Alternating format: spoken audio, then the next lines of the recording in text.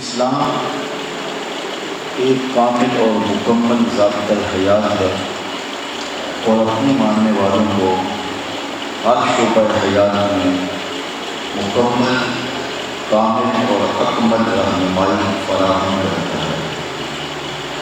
حضور علیہ السلام نے ارشاد فرمایا، انما انا لکم مثل الوالد، میں تمہارے لیے ایک باپ کی جگہ پہ ہوں۔ جس طرح کوئی باپ اپنے بیٹے کو بڑی سے بڑی بات بھی سکھاتا ہے اور چھوٹی سے چھوٹی بات بھی اس کو بتاتا ہے، تو فرمایا میں تمہارے لیے باپ کی جگہ پہ ہوں۔ تم میں سے اگر کوئی شخص واش روم میں داخل ہو تو اپنا بائیں قدم آگے رکھے۔ تو زندگی کے ہر گوشے میں ہمیں مکمل اور کامل رہنمائی دین نے ارشاد کی ہے۔ اور دوسری بات یہ کہ ایسا نہیں ہے کہ ہم وہ اعمال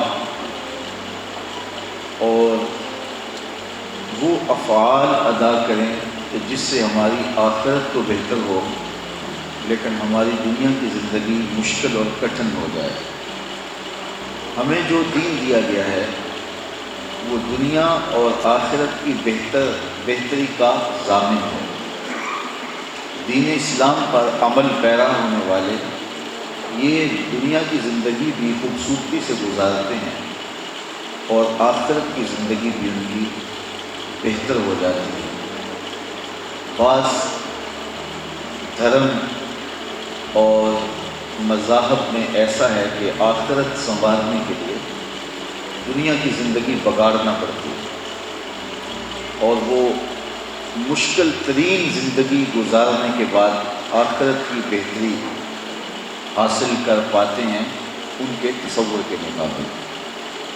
لیکن اسلام نے ہمیں یہ دنیاوی زندگی خوبصورتی کے ساتھ بسر کرنے کی تلقین کی اور جو طریقہ زندگی ہمیں دیا، اگر ہم زندگی اس طرز پہ گزاریں تو ہماری آخرت بھی بہتر ہوگی اور دنیا کی زندگی بھی اچھی ہوگی۔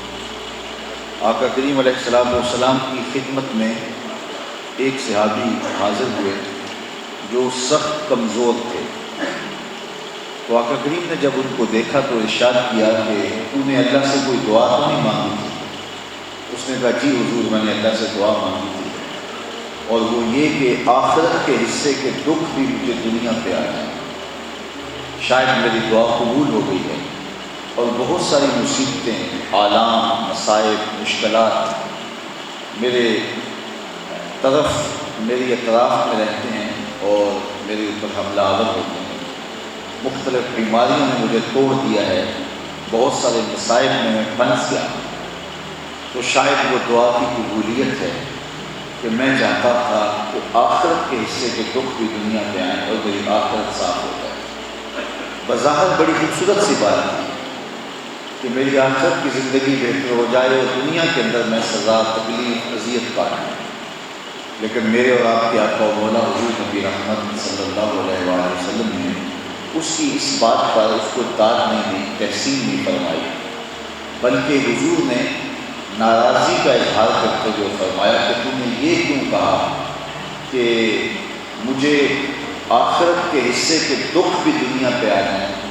تو نے یہ کیوں نہیں کہا ربنا آتنا فی الدنیا حسنۃ وفی الآخرۃ حسنۃ، اے اللہ میری یہ دنیا بھی بہتر کر دے، میری وہ دنیا بھی بہتر کر دے۔ تو مومن دونوں جہاں کی بہتری چاہتا ہے، یہاں ذلت کے لیے، تکلیف کے لیے نہیں آیا کہ یہاں ذلت سہے، تکلیفیں گوارا کرے۔ اگر اس کو آ جاتی ہے تو وہ خندہ پیشانی سے قبول کرے۔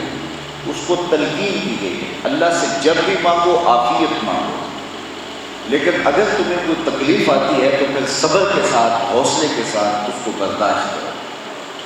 تو آج خود تکلیف طلب کرنا، بیماری مانگنا، غربت مانگنا، مشکل زندگی طلب کرنا، یہ اسلام کی دی ہوئی تعلیمات میں نہیں ہے۔ اللہ کی نعمتوں سے بھرپور فائدہ حاصل کرنے کی تلقین کی گئی ہے اور اس کے عطا کردہ انعامات سے اور کرم نوازیوں سے خوب لطف اندوز ہونے کی تلقین کی گئی ہے۔ اس کا شکر ادا کرو، نعمتیں اور زیادہ بڑھیں گی، کرم نوازیوں کی بارش اور برسے گی، تو تمہاری یہ دنیا بھی اچھی ہوگی، تمہاری وہ دنیا بھی اچھی ہوگی۔